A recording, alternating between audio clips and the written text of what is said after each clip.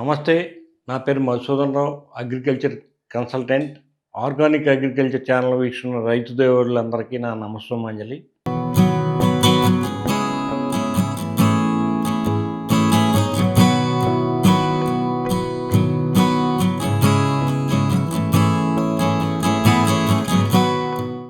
అలాగే ఇప్పుడు మనం ఈ ఫస్ట్ బిట్‌లో ఏరోబిక్ బ్యాక్టీరియా అంతా ఉంటది. పోషకాలన్నీ అక్కడ ఉంటాయి కాబట్టి, మనం ప్లాంటేషన్ సిస్టమ్స్‌లో ఏం చెప్తామంటే, గొయ్యి తీసినప్పుడు అడుగు మట్టి ఒకవైపు, పై మట్టి ఒకవైపు వేయమని చెప్తాం. ఈ మనం గొయ్యి పూడ్చి మొక్క పెట్టేటప్పుడు ఏంటంటే, పై మట్టి అడుగున వేయటం, అడుగు మట్టి పైన వేయమని చెప్తాం. ఎందుకంటే ఇందులో ఉన్న లాక్ అయిన పోషకాలు ఇమ్మీడియట్‌గా మొక్క ఉంటాయి. మొక్క త్వరగా ఎస్టాబ్లిష్ అవుతుంది. అందుకని ఇలా చెప్పడం జరుగుతుందనమాట.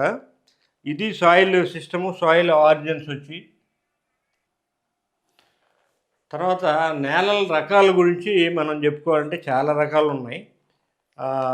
మనం ముఖ్యంగా 2 రకాల నేలల గురించి మాట్లాడుకుందాం. ఒకటి బరువైన నేలలు, 2 తేలిక నేలలు.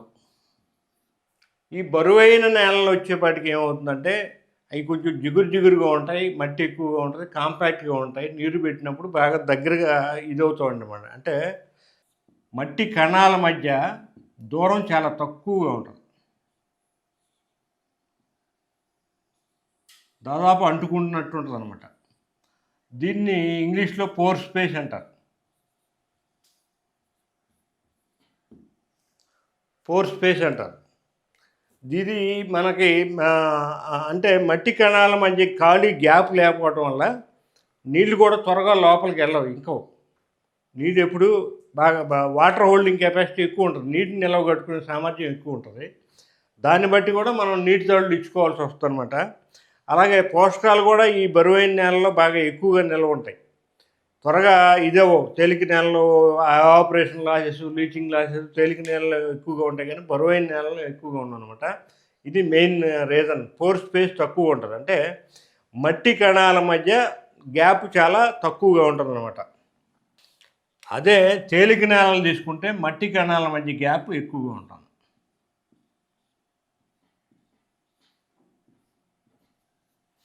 అందుకని మనం ఇచ్చిన వాటరు కిందకి దిగిపోతూ ఉంటుంది.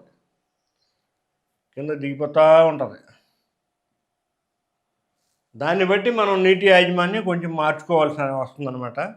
ఇటువంటి నేలలో డ్రిప్ ఇరిగేషన్ కూడా చాలా చక్కగా పనిచేస్తుంది. ఇటువంటి దాంట్లో ఫ్లడ్ ఇరిగేషన్ ఇచ్చినా పర్లేదు బరువైన నేలల్లో, కానీ ఇందులో డ్రిప్ ఇరిగేషన్ అనేది బాగా ఎక్కువ ఉపయోగపడుతుంది. అలాగే మీరు ఇచ్చిన ఫెర్టిలైజర్స్ కూడా కిందకి వెళ్ళిపోతుంటాయి, లీచ్. ఇక్కడ బరువైన నేలల్లో వేరుకి గాలి తగలటం, ఇందాక మనం ఏదైతే ఏరోబిక్ బ్యాక్టీరియా డెవలప్మెంట్ అనేది కొంచెం తక్కువగా ఉంటుంది. అందుకని జనరల్గా హార్టికల్చర్ క్రాప్స్కి రికమెండ్ చేయరు. కానీ బరువైన నేలల్లో మీరు ఏదైనా హార్టికల్చర్ క్రాప్స్ వేసేటప్పుడు మీరు ఆ పిట్ తీసినప్పుడు ఏం చేస్తారంటే ఇక్కడ కొంత భాగం ఇసుకతో నింపేయి. అలా ఇసుకతో నింపేయడం వల్ల మనం దాన్ని కొంచెం కాంపన్సేట్ చేసినట్టు అవుతుంది. అది ఆ బరువైన నేలకి కొంచెం ఊతం ఇచ్చినట్టు అవుతుంది. లేదంటే రూట్ పెనట్రేషన్ సరిగ్గా ఉండదు, వాటికి ఏరేషన్ సరిగ్గా ఉండదు, పెర్ఫార్మెన్స్ తగ్గుతుంది. ఏది కంపారిటివ్లీ తేలిక నేలలో. ఈ తేలిక నేలలో ఉన్న డిసడ్వాంటేజ్ ఏంటంటే, మనం ఇచ్చిన ఫెర్టిలైజర్స్ నీరు ఎక్కువైతే లీచ్ అయిపోతాయి, కిందకి వెళ్ళిపోతాయి, లేదా ఎవాపరేషన్ అయిపోతాయి. ఎందుకంటే ఇక్కడ గాలి విస్తారంగా వస్తూ ఉంటుంది ఈ మంజూరి. అలాగే కానీ ఇక్కడ మంచి బ్యాక్టీరియా, ఏరోబిక్ బ్యాక్టీరియా ఏదైతే అనుకున్నామో అది చక్కగా బాగా సర్వైవ్ అవుతుంది. కంపేరిటివ్ దిస్ ఇది ఇక్కడ సర్వైవల్ ఎక్కువగా ఉంటుంది. తర్వాత ఈ ఫెర్టిలైజర్స్ అన్నీ ఎక్కువగా కిందకి లీచ్ అయిపోతాయి, కానీ మొక్క వేరు వ్యవస్థ బాగా చుచ్చుకెళ్ళిపోతుంది. ఇందులో కొంచెం స్లోగా ఉంటుంది. ఇందులో హార్టికల్చర్ క్రాప్స్కి బాగా సూటబుల్ అయిన తేలిక నేలలు అనమాట. ఈ బరువైన నేలతో కంపేర్ చేసుకుంటే ఇప్పుడు లేటెస్ట్ టెక్నాలజీని బట్టి మనం ఆ బరువైన నేలను కూడా కొంచెం మార్చుకోవచ్చు. మనకు ఆపరేషన్ మెథడ్స్ ద్వారా ఇసుక కలుపుకోవడం లాగా, లేదంటే ఎర్రమట్టి లాంటిది ఏదన్నా, గ్రావెల్ లాంటిది ఏదైనా తెచ్చేయటం, అటువంటి వాటి ద్వారా మనం మార్చుకోవచ్చు. ఇప్పుడు మనం నేలల్ని చూసుకోవాలంటే, ఇప్పుడు ఆ బరువైన నేలలో, తేలిక నేలలో, ఆమ్ల భూములు, క్షార భూములు ఇవన్నీ వదిలేస్తే మనం 3 రకాలుగా క్లాసిఫై చేసుకున్నాం. జీవించి ఉన్న నేలలు, జీవం కోల్పోతున్నాయి, జీవం కోల్పోయినవి.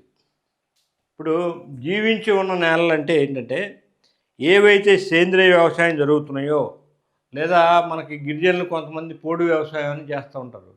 ఆ భూములు వర్జిన్ సాయిల్స్ అంటే అంతవరకు ఏది పంట అయిన సాయిళ్ళు అవన్నీ కూడా జీవించి ఉన్న నేలలు. అలాగే కొంతమంది రైతులు సేంద్రియ వ్యవసాయం చేస్తున్నారు, అవి మాత్రం ఇప్పటికీ జీవించి ఉన్న నేలల కింద వస్తాయన్నమాట. ఎందుకంటే మనకు వ్యవసాయం చేసేది సాయిల్ మైక్రోబ్స్. ఈ సాయిల్ మైక్రోబ్స్ వ్యవసాయం చేస్తాయి అనమాట. కోటాను కోట్ల సూక్ష్మజీవులు మనం ఏదైతే అనుకున్నామో ఒక ప్లానెట్లో ఉండే జనాభా కంటే ఎక్కువ ఉన్నాయి. మీరు కెమికల్ ఇచ్చినా, ఆర్గానిక్లు ఇచ్చినా, ఏ రూపంలో ఇచ్చినా ఈ సాయిల్ మైక్రోబ్స్ మొక్కకి అవైలబుల్ ఫామ్లో కన్వర్ట్ చేసి ఇవ్వాలన్నమాట.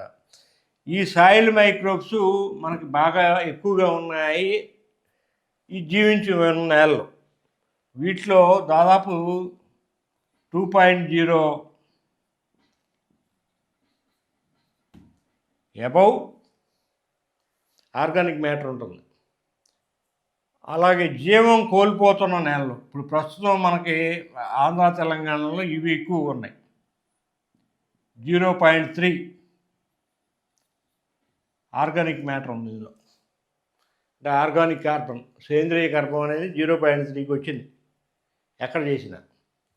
అందుకని మనం ఇక్కడ ఏం చేయాలి, ఇవి కొన్నాళ్ళ తర్వాత పంట ఆగిపోతాయి. ఈ 0.3 జీరోకి వచ్చేసింది అనుకోండి, అంతా జీరోనే, శూన్యం.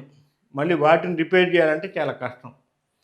అందుకని చెప్పి మనం వీటిని సేంద్రియ పద్ధతుల్లో ఉపయోగించి మన భవిష్యత్ తరాలకి మనం మంచి భూములు ఇవ్వాల్సిన అవసరం ఉంది. ఎందుకంటే ఇప్పుడు ఈ కెమికల్స్ ఎక్కువ వాడటం వల్ల సాయిల్ మైక్రోబ్స్ అనేవి దెబ్బతింటున్నాయి. అందుకనే మనకి ఇది వచ్చిన సేంద్రియ విప్లవం వచ్చిన 50 సంవత్సరాల్లో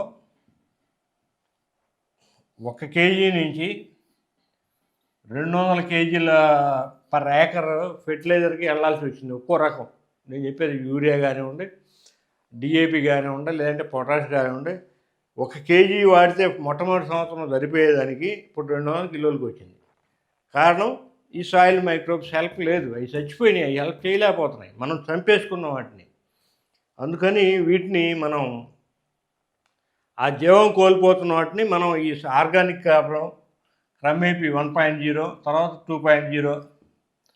ఈ 2.0కి మీకు ఆర్గానిక్ కార్బన్ వచ్చినప్పుడు మీరు ఏం చెప్పినా వడల్లో లాగా పంట పడుతుంది, వ్యవసాయం జరిగిపోతుంది, అవే చేస్తాయి, మీరేం చేయాల్సిన పని లేదు. సో ఇప్పుడు ఉన్న పరిస్థితి ఇదనమాట. తర్వాత జీవం కోల్పోని కొన్ని ఉన్నాయి, నాకు అక్కడక్కడ తగులుతుంటాయి సవాల్లాగా. ఇప్పుడిప్పుడే రిపేరింగ్ మొదలెట్టే వాటిని. ఇక్కడ పంటలు అసలు అంటట్లేదు, మొక్క ఇలా పెట్టింది ఇలాగే ఉంటుంది, తిరగదు. ఇటువంటి పరిస్థితి రాకుండా ఈ మధ్యస్థ దశలో ఎక్కువ మంది ఉన్నారు కాబట్టి ఇప్పుడే మేల్కొని మనం ఆ భూములను రిపేర్ చేసుకుంటే మనం చక్కటి పంటలు పండించుకోవచ్చు, మన ఆరోగ్యాన్ని కాపాడుకోవచ్చు, మన భవిష్యత్ తరాలకి మంచి భూములు, విలువైన భూములు ఇవ్వచ్చు అనమాట. ఇది నా సందేశం మీకు. ఇక ఈ భూములు వీటి గురించి మీరు ఇంకా ఏదైనా డీటెయిల్గా సబ్జెక్ట్ తెలుసుకోవాలంటే స్వయంగా మీరు నన్ను సంప్రదించండి, లేదా నా దగ్గరికి వచ్చి కలవండి. ఈ మధ్య కొంతమంది రైతులు నా దగ్గరికి వచ్చి కలుస్తున్నారు. నా ఫోన్ నెంబర్ 9515322657. నేను 24/7 అందరికీ అందుబాటులో ఉంటాను. నమస్తే, ధన్యవాదాలు.